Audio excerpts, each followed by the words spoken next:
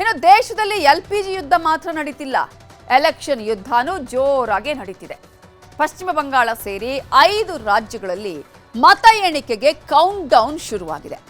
ಆದರೆ ಮತ ಎಣಿಕೆ ವೇಳೆ ನಮ್ಮ ನಾಯಕ ಸೋತ್ರೆ ಮಹಿಳೆಯರನ್ನ ರೇಪ್ ಮಾಡಿ ಕೊಲೆ ಮಾಡ್ತೀನಿ ಅಂತ ಜನರಿಗೆ TMC ಅಭ್ಯರ್ಥಿ ಬೆಂಬಲಿಗನೊಬ್ಬ ಧಮಕಿ ಹಾಕಿದ್ದಾನೆ. इधर का जो मुखिया है, मुखिया ग्राम पंचायत का जो मुखिया है, तृणमूल पार्टी का इधर तो वोट नहीं होता, सब चुन के नहीं आता, वो हो जाता है.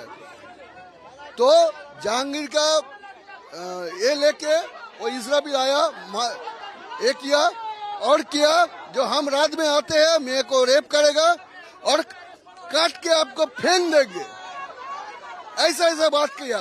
तब लोगों ने कल से जागरूक होके ये डायमंड जो रोड है ना उसको ऊपर स्ट्राइक किया. ಕೇಳಿದ್ರಲ್ಲ, ಇವರು ಪಶ್ಚಿಮ ಬಂಗಾಳದ ದಕ್ಷಿಣ 24 ಪರಗಣ ಜಿಲ್ಲೆಯ ಫಾಲ್ಟಾ ವಿಧಾನಸಭಾ ಕ್ಷೇತ್ರದ ಹಾಶಿಂ ನಗರದ ನಿವಾಸಿಗಳು. TMC ಮುಖಂಡ ಜಹಾಂಗೀರ್ ಖಾನ್ ಮತ್ತು ಆತನ ಆಪ್ತ ಇಸ್ರಾಫಿಲ್ ಅನ್ನೋ ಕಿರಾತಕ ಹಾಸಿಂ ನಗರದ ಮಹಿಳೆಯರಿಗೆ ರಾತ್ರಿ ಬೆದರಿಕೆ ಹಾಕಿ ಹೋಗಿದ್ದಾನೆ. TMCಗೆ ನೀವೆಲ್ಲ ವೋಟ್ ಹಾಕಿಲ್ಲ, ಆದ್ರೂ ಜಹಾಂಗೀರ್ ಖಾನ್ ಅವರೇ ಗೆಲ್ತಾರೆ, ಅವ್ರು ಗೆದ್ದು ಅಧಿಕಾರಕ್ಕೆ ಬಂದ ಮೇಲೆ ಮಹಿಳೆಯರನ್ನ ನಡು ರೋಡಲ್ಲಿ ರೇಪ್ ಮಾಡಿಸ್ತೀನಿ, ಕೊಚ್ಚಿ ಕೊಲೆ ಮಾಡ್ತೀನಿ ಅಂತ ಬೆದರಿಕೆ ಹಾಕಿ ಹೋಗಿದ್ದಾನೆ.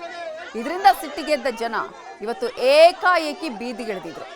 ಹೆಂಗಸರು, ಮಕ್ಕಳು ಎಲ್ಲರೂ ರಸ್ತೆ ತಡೆದು ಪ್ರತಿಭಟನೆ ಮಾಡ್ತಿದ್ದಾರೆ. ಜಹಾಂಗೀರ್ ಖಾನ್ ಮತ್ತು ಆತನ ಚೇಲಾಗಳನ್ನ ಅರೆಸ್ಟ್ ಮಾಡಬೇಕು ಅಂತ ಗಲಾಟೆನೂ ಮಾಡಿದರು. ಸ್ಥಳಕ್ಕೆ ಬಂದ CRPF ಮತ್ತು RAF ಭದ್ರತಾ ಪಡೆ ಅಧಿಕಾರಿಗಳನ್ನು ತರಾಟೆಗೆ ತಗೊಂಡ್ರು. ಯಾಕೆ ಆ ರಾಕ್ಷಸರನ್ನ ಬಂಧಿಸ್ತಿಲ್ಲ ಅಂತ ಆಕ್ರೋಶನೂ ಹೊರಹಾಕಿದ್ರು. TMC ನಾಯಕನ ಈ ಗೂಂಡಾಗಿರಿ ವಿರುದ್ಧ ಸಾಲು ದೂರುಗಳು ದಾಖಲಾಗಿವೆ.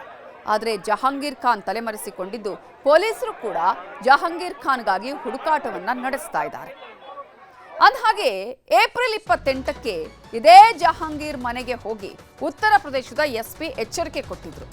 ಆದರೂ ಜಹಾಂಗೀರ್ ಖಾನ್ ಮಾತ್ರ ತನ್ನ ಅಹಂಕಾರವನ್ನ ಇನ್ನೂ ಕೂಡ ನಿಲ್ಲಿಸಿಲ್ಲ.